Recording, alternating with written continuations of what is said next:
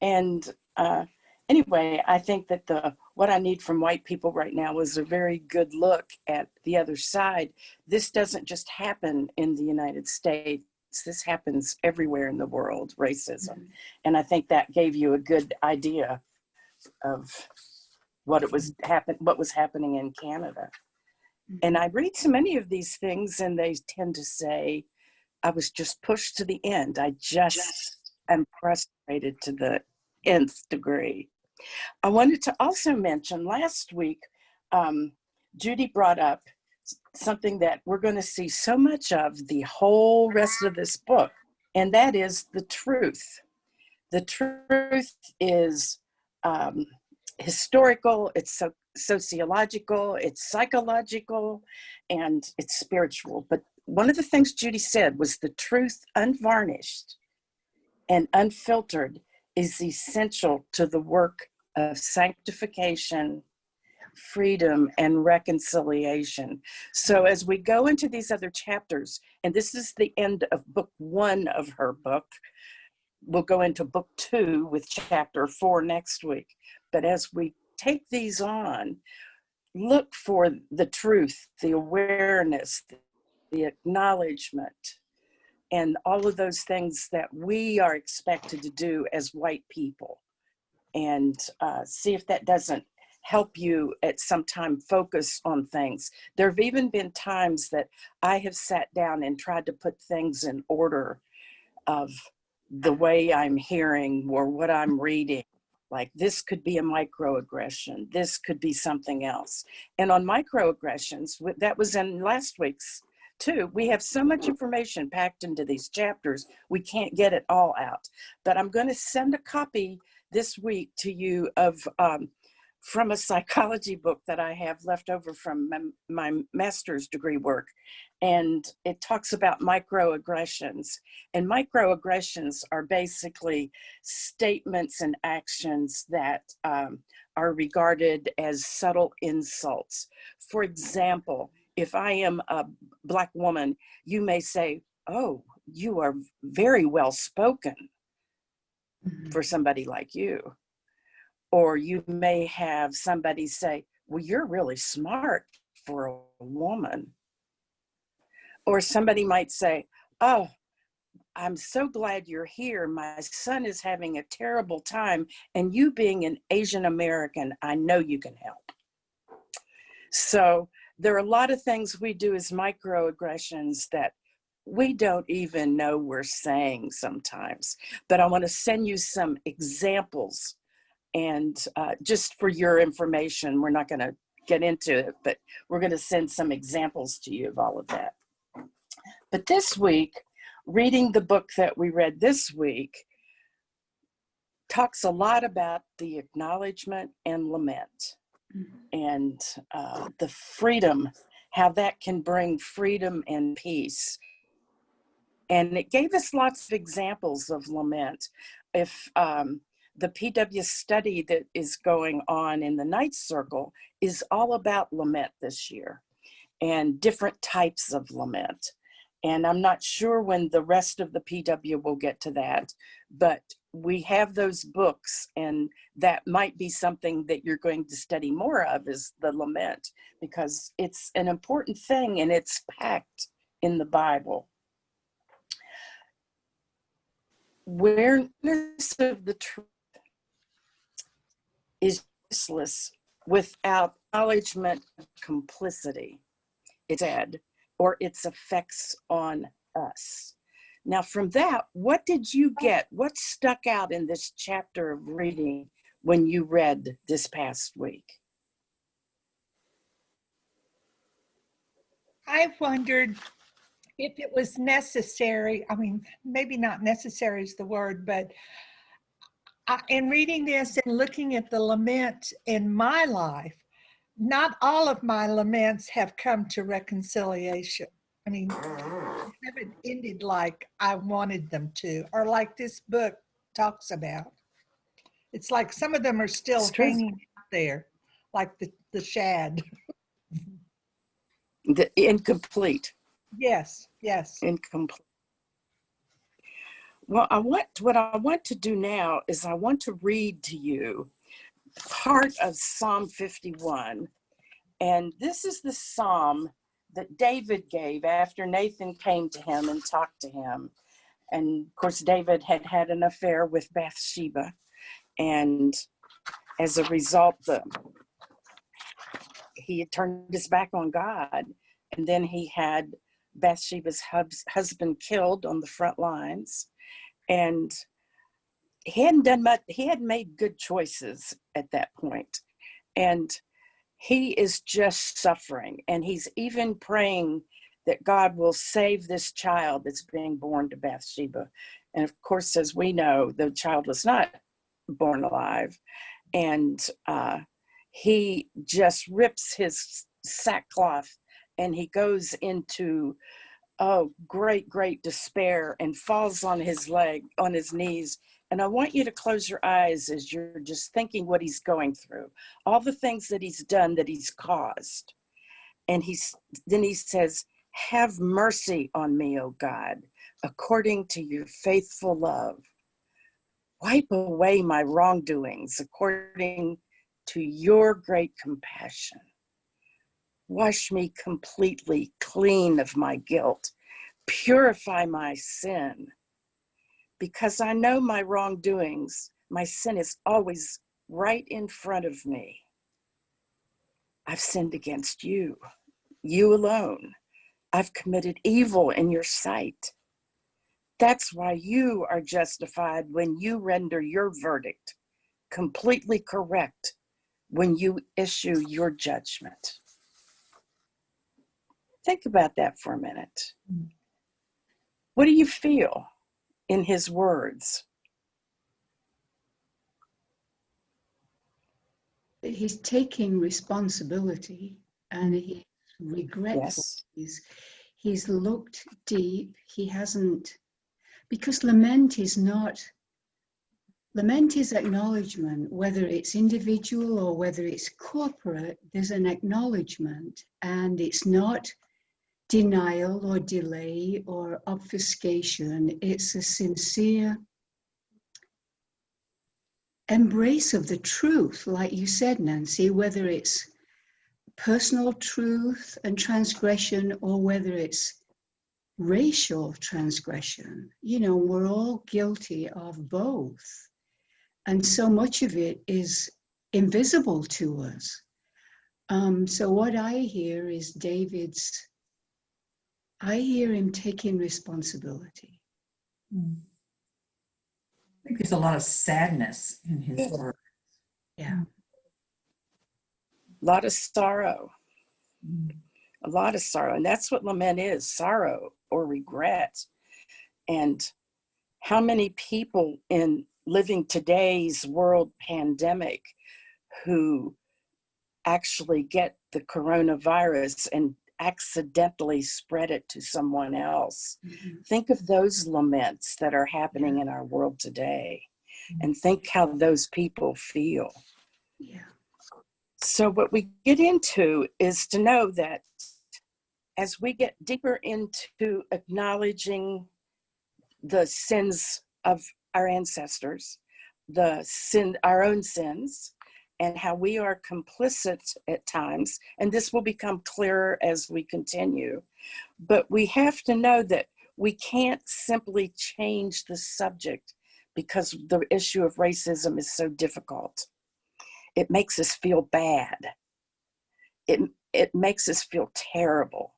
And you had a good example in this week's readings of the girl who joined Deanna. Do you remember that story about Deanna, who joined one of the groups, the Be the Bridge group in Montgomery, Alabama?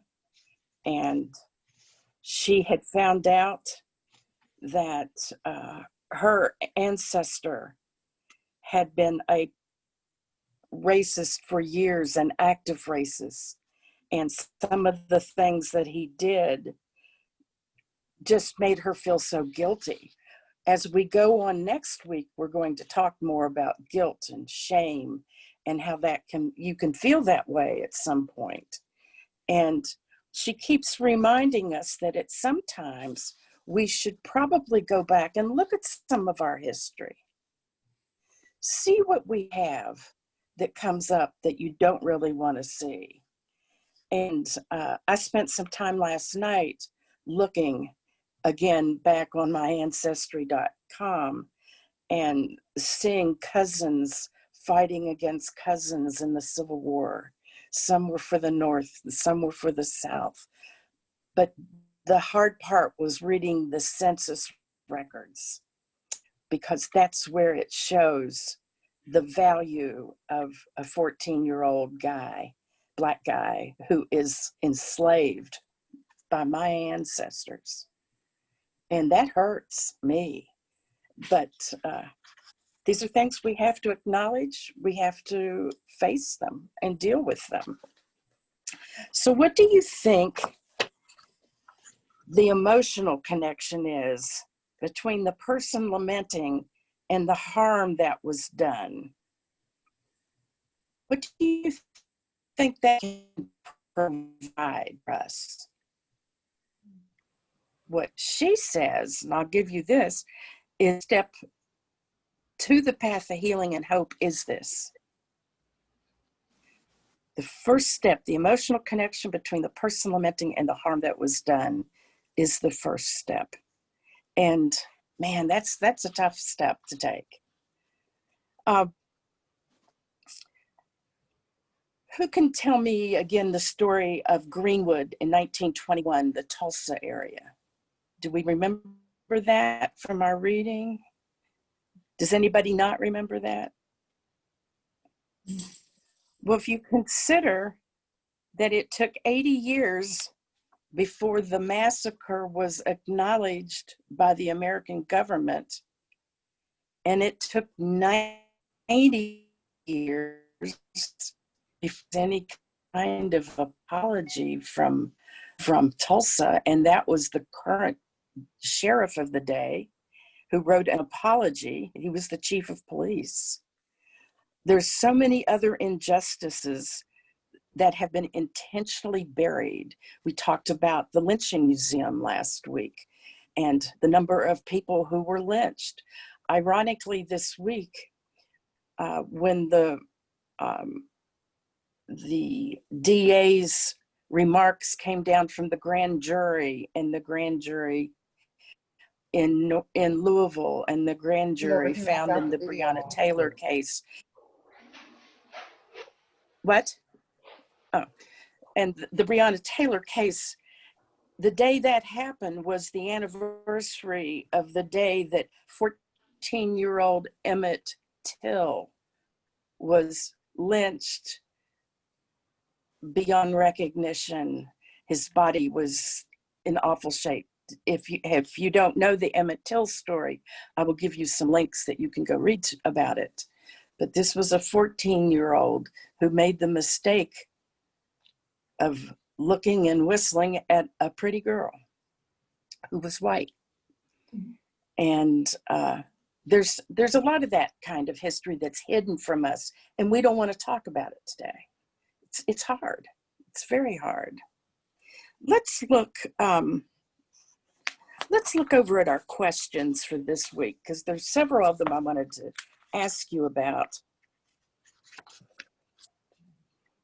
And that is on, whoops, wrong chapter.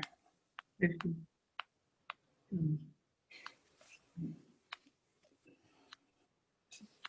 Okay, it's on page 50. Thank you, Judy. Judy, will you put up the Lamentations verse for me, please? All right, give me just a second here. Okay.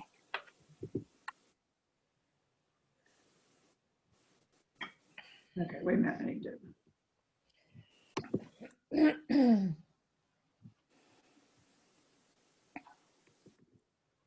Just a second here. I need to share the screen.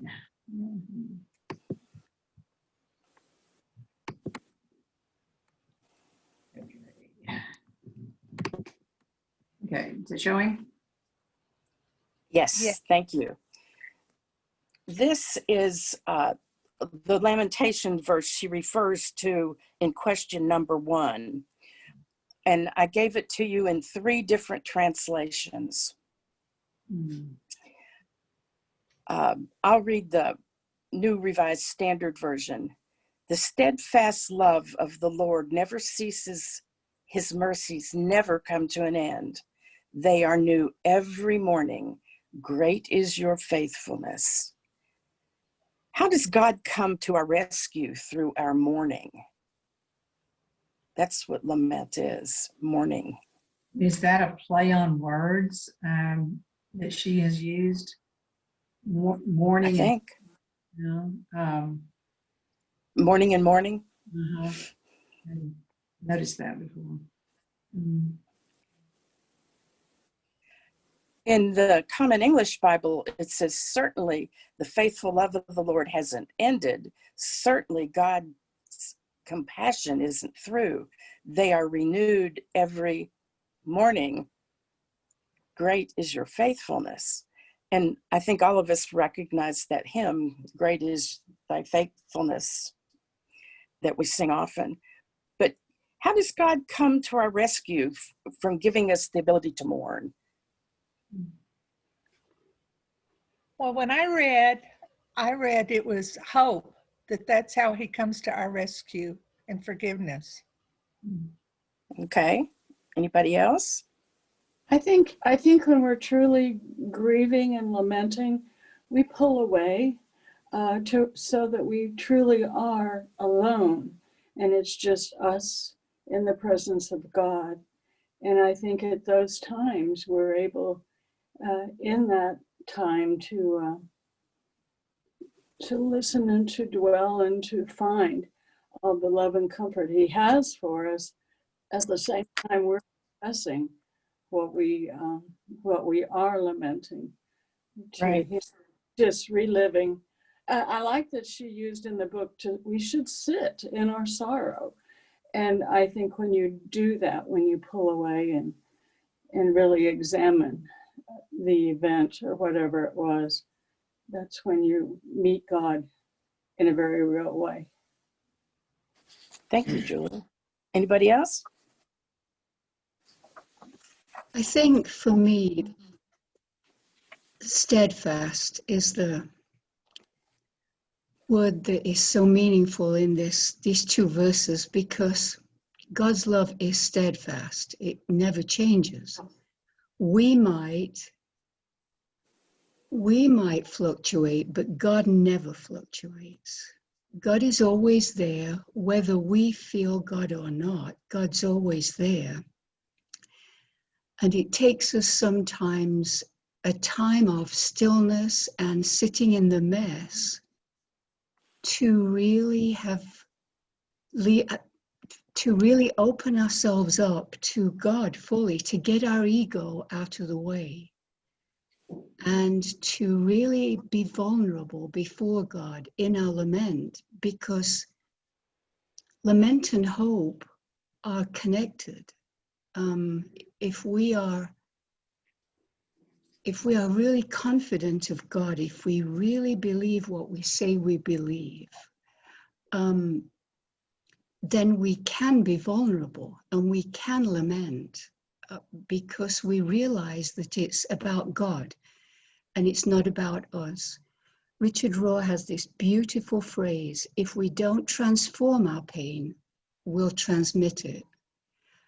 And I think that's what's important about that, as Julie said, that pulling back time, that sitting in the mess, that gives God the ability to feel God's presence and realize that there is hope. But we have to be prepared to be vulnerable in order to be transformed. And that's not something that we do very easily in our society. No, it's not. It's not. Okay, Judy, you can take that down now. It's hard for us to acknowledge some of the things that we have to acknowledge on this journey.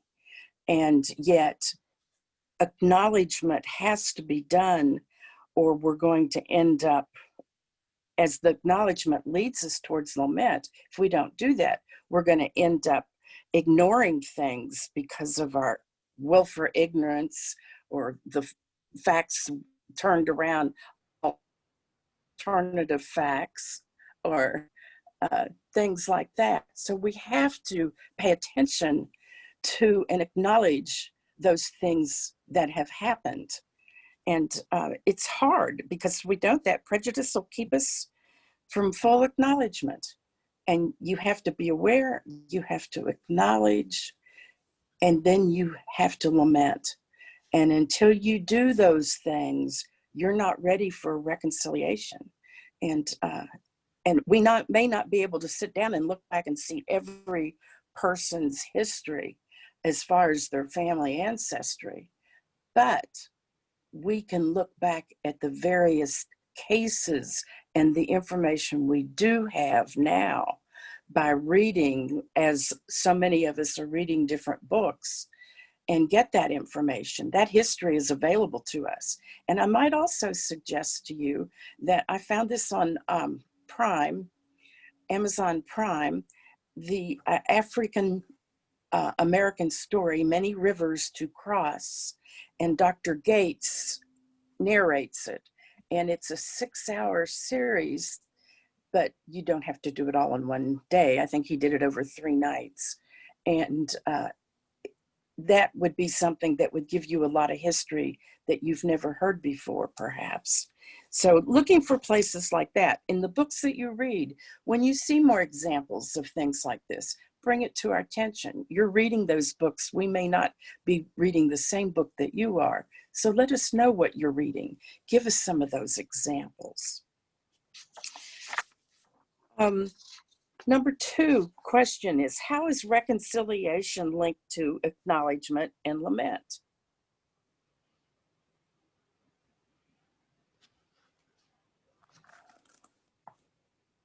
Well, it seems like acknowledgement, first of all, you have to acknowledge it to yourself. But I think what she's going to encourage is to acknowledge it to others, such as we're doing right here, and to be able to lament together. I think that's why she was so motivated to form these groups, Yeah, I do too. to be able to actually say it to someone of color rather than in a private setting of white people. It takes both. Like Deanna did in her story. She carried that guilt all those years. And it was only when she got into that group that she was able to open up and let all of that lament out. And that she not only acknowledged it, she'd been aware of it most of her life, I guess, or adult life anyway. What do you need to acknowledge as it relates to our racial history?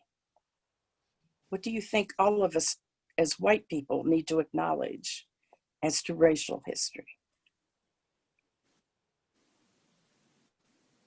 Jennifer? To me, it's that we really have benefited from this system, and it's sometimes hard to see a direct benefit, but that's really where our acknowledgement needs to be, is that all of us have, just by virtue of being white. It doesn't even specifically matter what your family history is, because there is no way in which we have not had some benefit in the way that the system is currently set up. And I feel like not being willing to acknowledge that and see that is really what's allowing people to think that this isn't real. And I mean, even my personal family history, I also have done a lot of genealogical stuff. We definitely were slave owners, and only one member of my family in its entirety fought for the Union.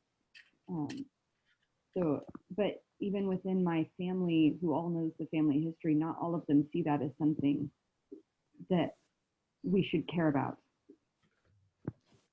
And Right. I think that's the really hard part, is acknowledging and lamenting it, not just in a safe space like where we're at right now, but being willing to own that in less safe spaces. That's good. We're talking about white privilege. And a lot of us don't think we have white privilege. first time I talked to a friend of mine, a Black friend of mine, many years ago, about white privilege. She said, yes, you get up in your skin every day and don't have to be worried that you'll be shot before you get done with your day. And that really struck. We do have benefits from our whiteness. And there are many. Yes. One of the things that I like to think or say is that thank you, Lord, for, me being born here in the United States versus what some of the other countries and people are suffering. Thank you, Lord, for me being born white, and I haven't had to suffer the indignities of the Black people and some of the other races around the world. So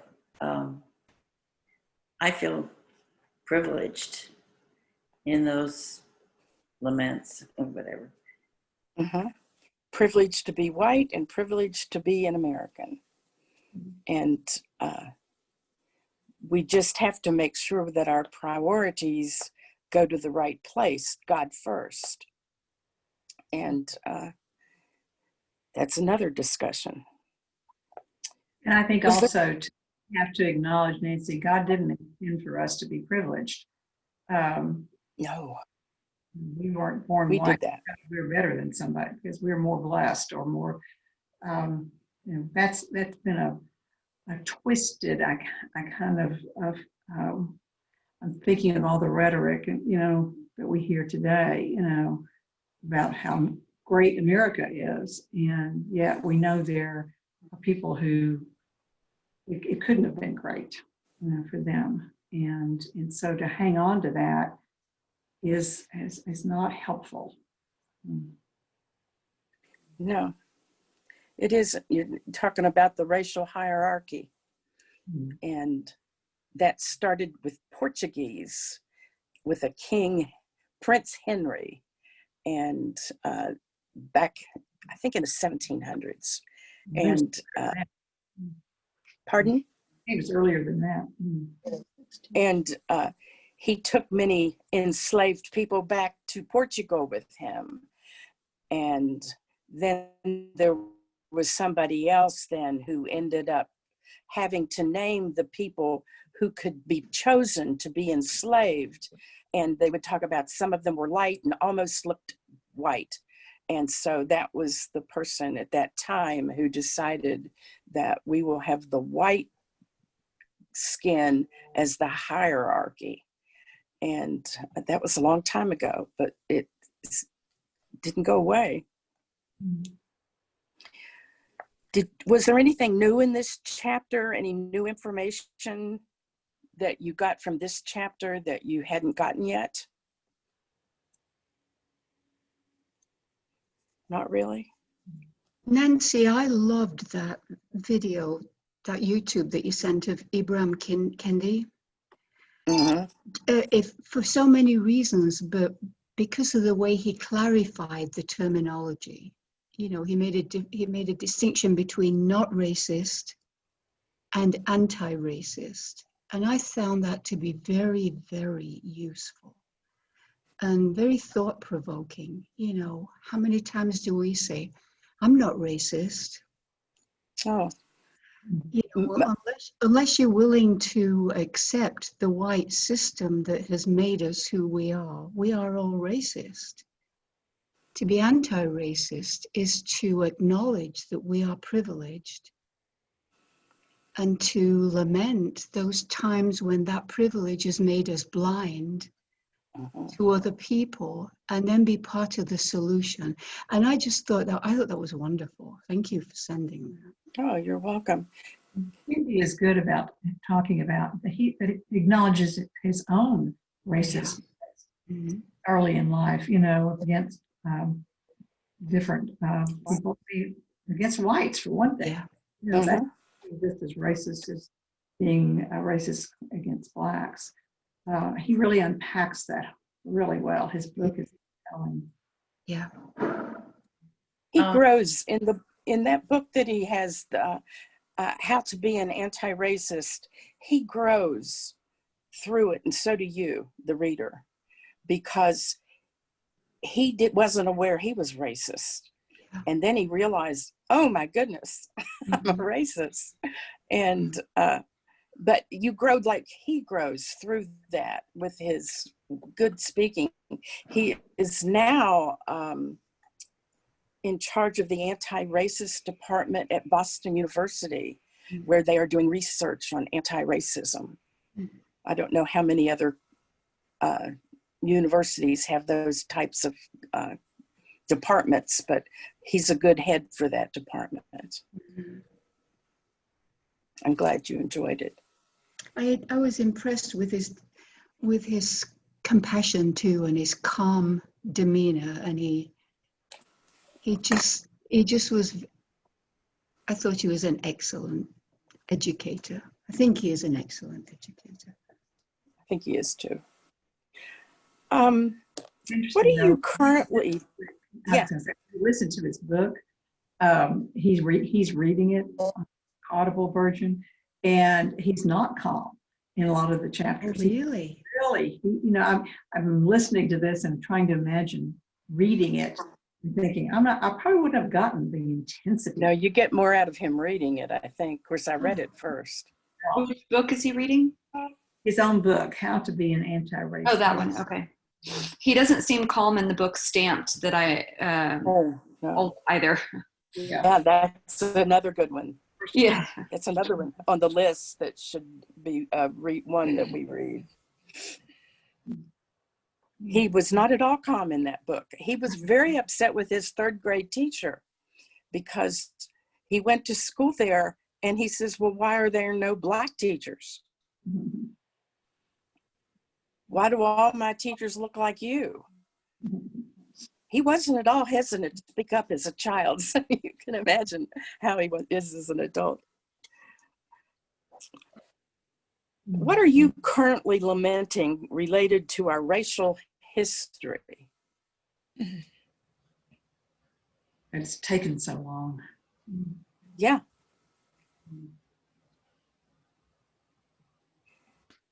That we don't tend to follow through.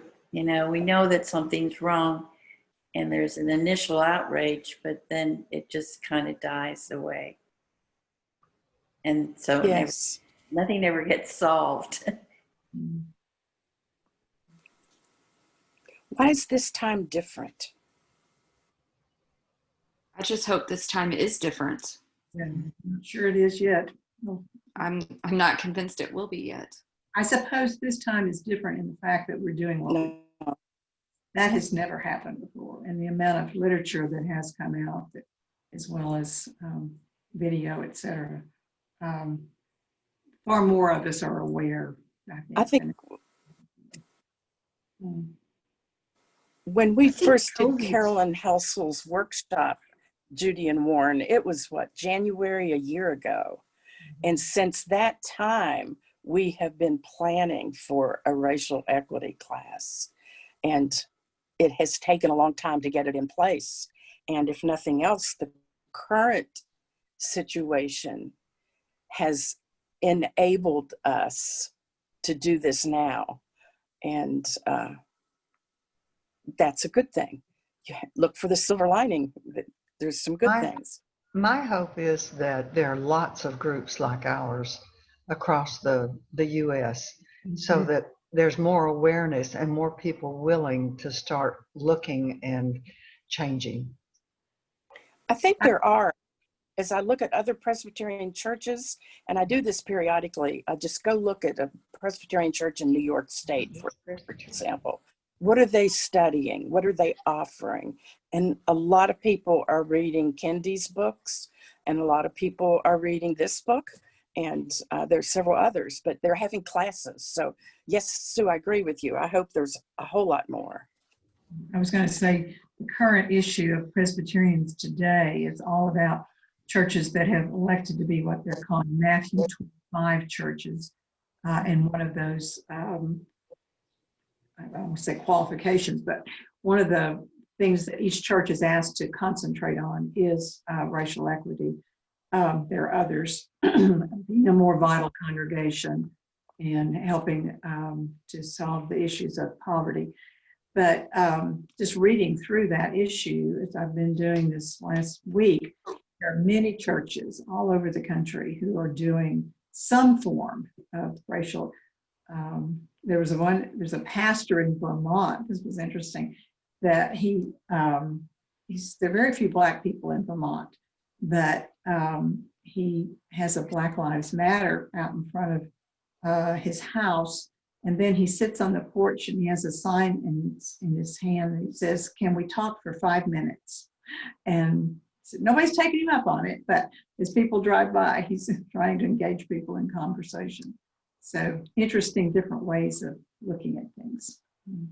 I read another story recently that a Black pastor in Lake City, Colorado, has been there for a few years with his family. And Julie sent this to me, actually. And the town got together to decide what they could do for Black Lives Matter, but they neglected to invite the Black pastor to the meeting. Go figure. And they interviewed him, of course, so it would go on to the news cycle. And he said, "Well, I don't know why they didn't invite me. I would have been interested." So I'm sure they've gotten better at this point, but just in that very instance of there's only one Black pastor in the whole community, neglect to invite him to the Black Lives Matter discussion run by white people. It doesn't make any sense, does it? And if you know, like, One of the it's tiny, tiny, tiny. It's not big at all. No, it's not big at all, but it's one of those microaggression type things that you don't even think of inviting the Black family. So that happens. That happens very subtly. Excuse me. Yes.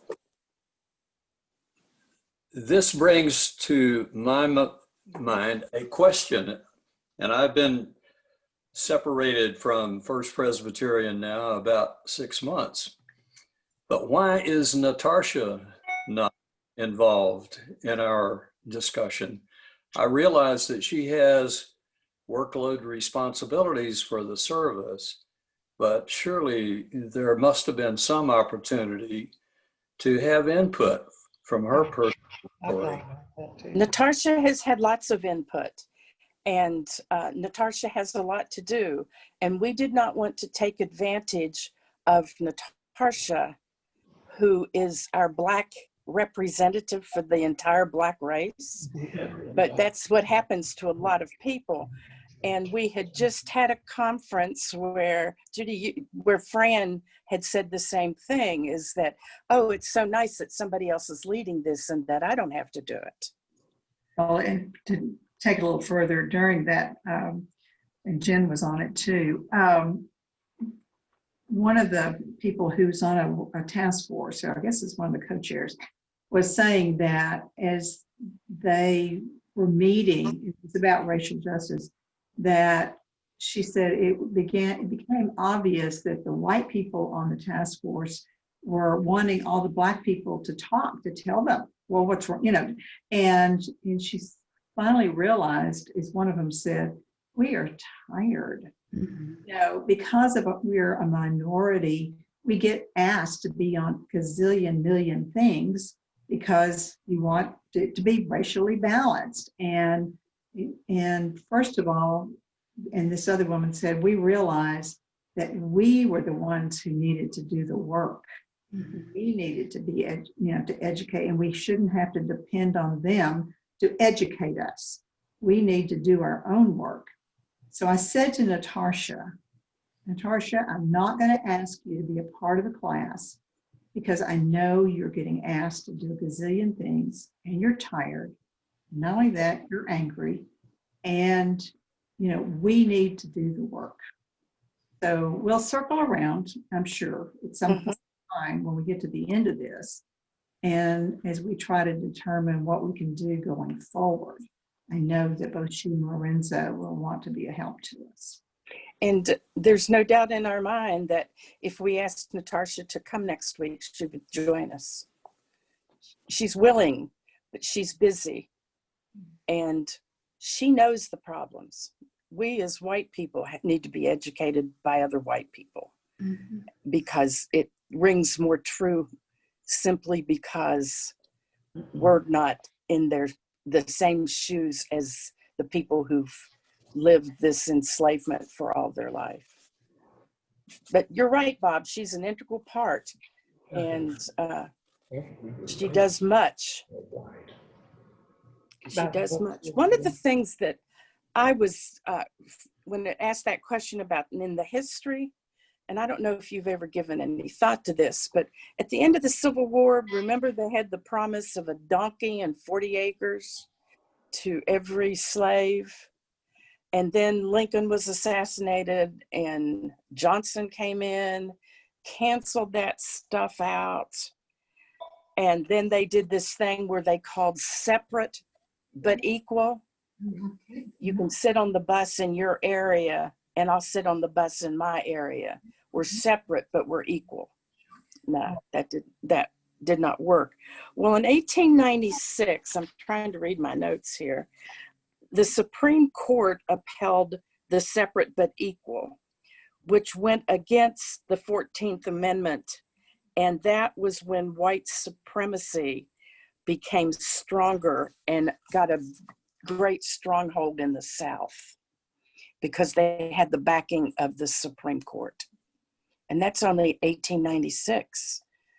That's not that way too long ago. So still, there were issues, and yet still they wouldn't go back to what was promised.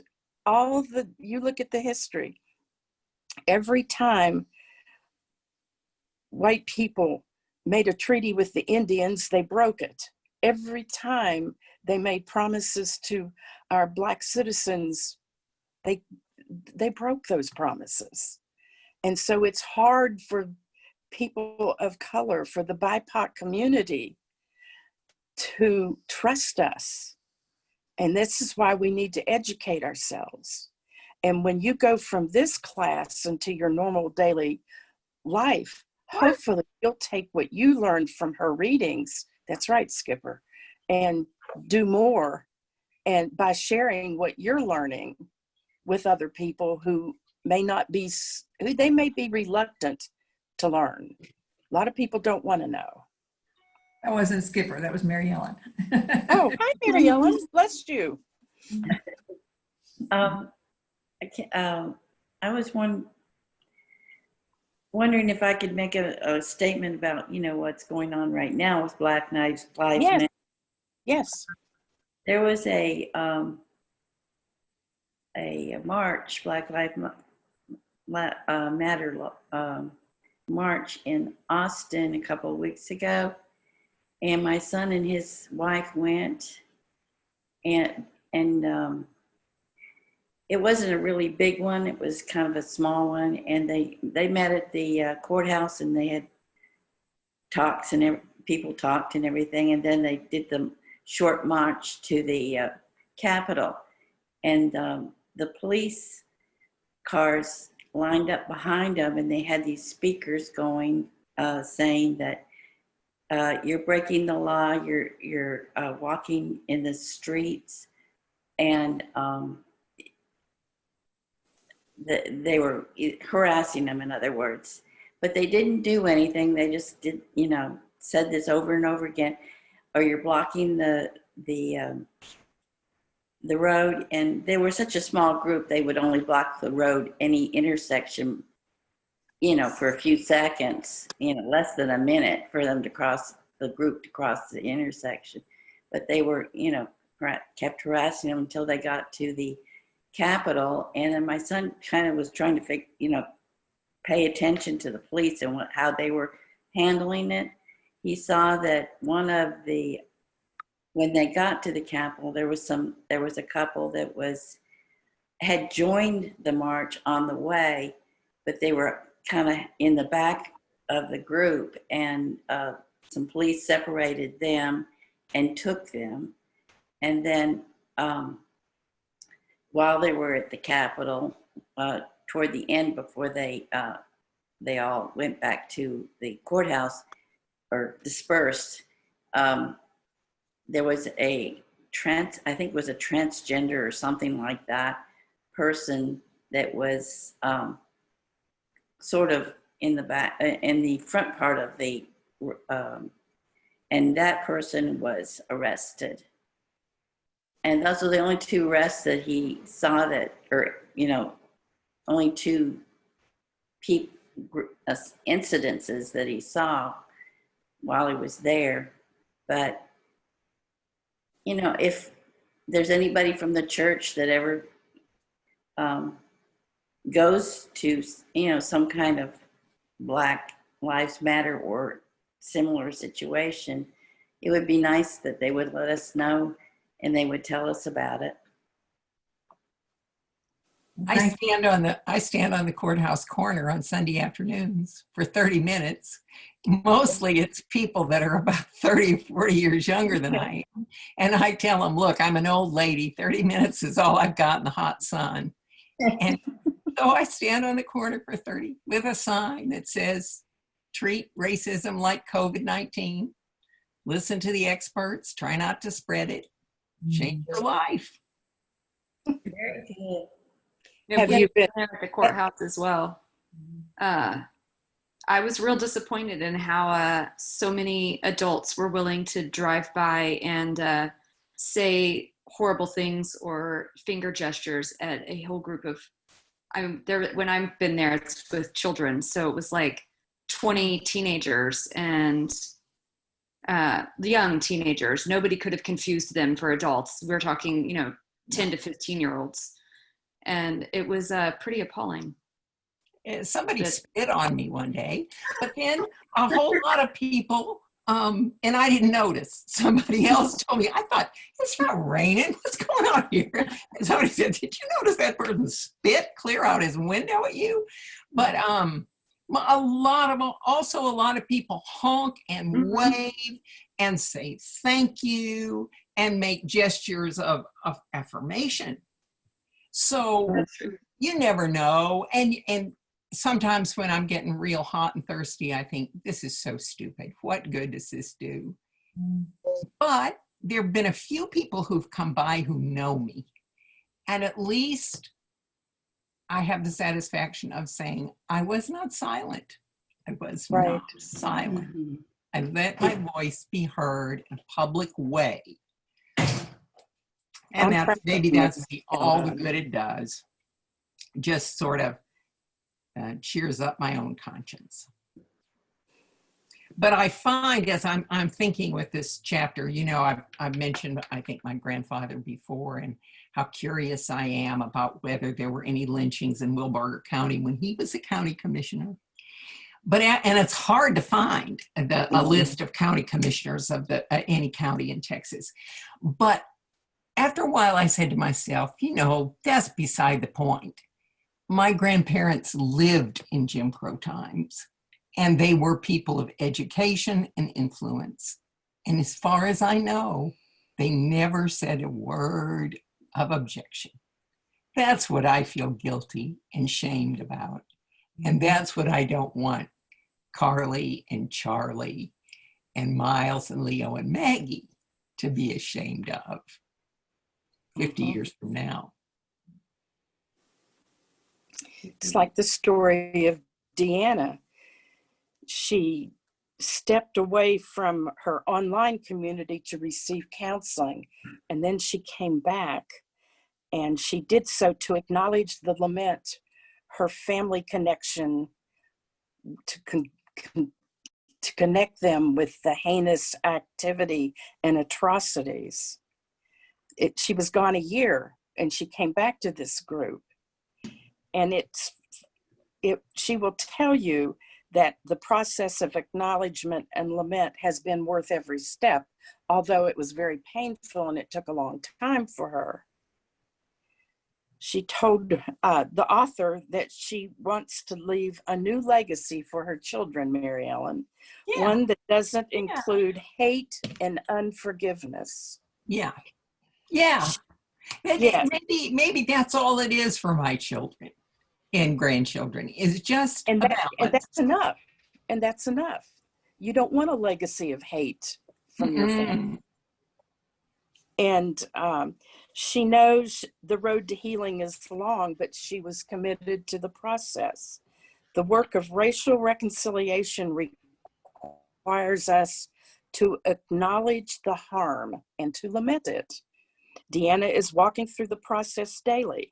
If we follow her example, we'll find ourselves drawn out of complacency and complicit behavior and into the hard work and sorrow that lead us to repentance.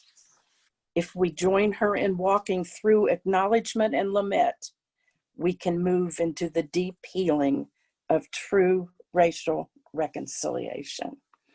I think she ends her chapters in a really good positive tone. And that's important. What do you say to the person you've known for a long time, and they say there is no systemic racism? How do you handle that? Look again. Well, I think a persuasive thing is the statistics. How else do you account for the fact that on every measure of well-being, health, longevity, education, prosperity, there's a racial divide in our country. There's an obvious racial divide in our country. Do you really believe that that is a function of a difference in ability? Because how can anybody believe that? That's right. That's a difference in environment, not genetics. But That's- people It just argue. couldn't be. Sorry. Go ahead. No, I mean, Jennifer. people, at least in my life, they would argue that it's not a difference in ability, that it's a difference in upbringing, that there are so many things they will blame it on, and none of them have to do with a system or an actual difference in racial ability. Just, like that's what happens when Morality you're raised sort by of. single parents, and that's what happens when you Values. don't do this. And there's all kinds of reasons that That's hard. we're going to blame it on. For me, the only way that I've had any kind of success is with looking at legislation that has specifically prevented Black people from being in college. Because if you can't go to college, you can't have the college. Now, I don't believe fully that you have to go to college to get a good job, but if you're not allowed to go to college, you can't be an engineer. So you don't have that same opportunity. So of course, there's less Black engineers because of the legislation, but legislation isn't arguable. Like you can't, like that 1896 ruling of the Supreme Court, you can't argue that wasn't real. Right. So when I'm talking with people, that's really the route that I have taken. Good for you. Good for I have you. a comment. Well, I'm going to ask this, you. John has a comment. Go ahead, John. I was just going to say that I did some research on the Robin Hood Act in Texas. And, that came in the late 60s. It took 20 years to actually get promulgated.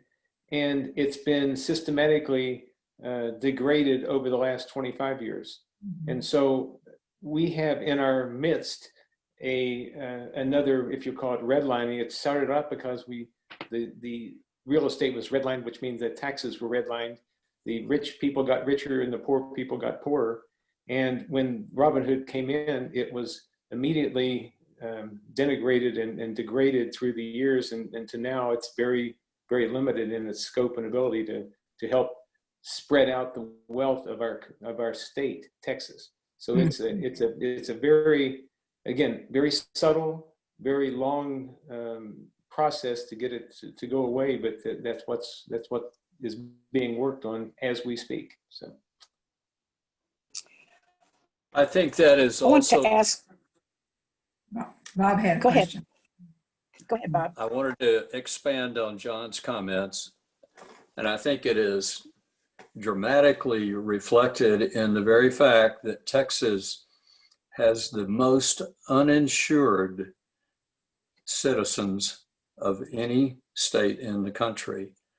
And nobody in our current system of government seems to really care about that.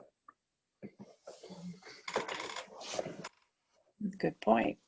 And guess who the uninsureds are? Mhm, mhm. The poor, the marginal, the minorities.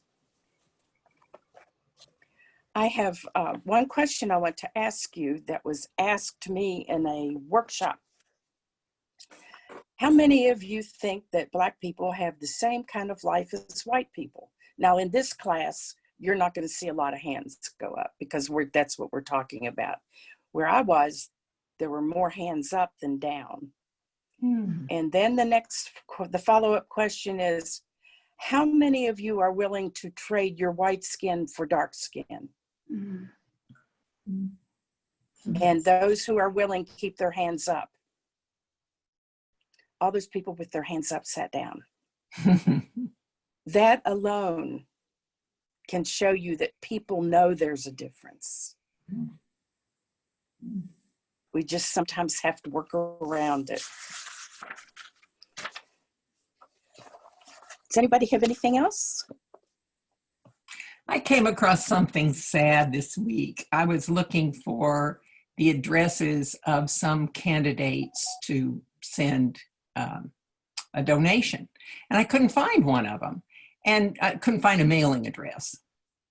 And so I texted the website and said, this seems very strange. Why is there no mailing address? Blah, blah, blah. And I got an answer from the candidate herself who said, I have had threats against my family of kidnapping. And so I took my mailing address down. And here it is for you. Gosh, what a shame. What a shame. And this was a person, not looks like a Asian person by her name and her appearance. It's really creepy. Oh. I've talked to a candidate's wife in Kerrville, just a local candidate, and she's terrified.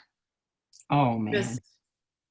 Because there's so much vitriol and hateful talk about people, even locally, that running against the system has her scared.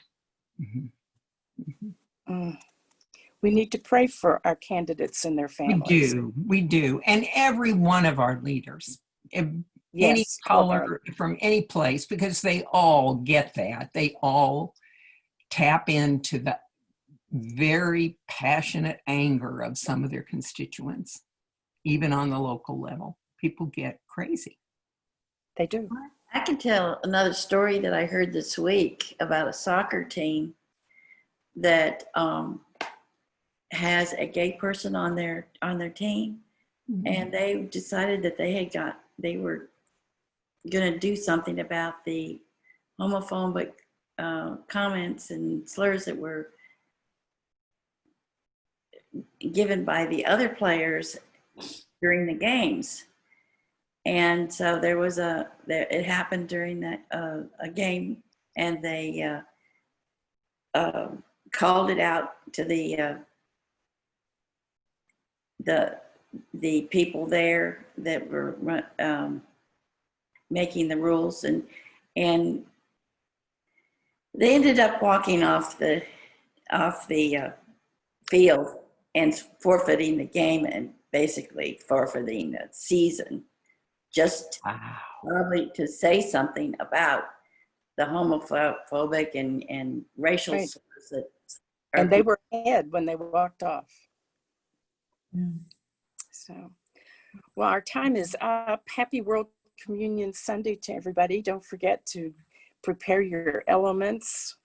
I'm going to close with the prayer of acknowledgement and lament that our author has chosen to put in here. Lord, as we become aware of the intensity of the racial divide, our hearts are broken. Help us not to rush from this place of hurting to triumphalism or repair, but rather lament as you call us to do.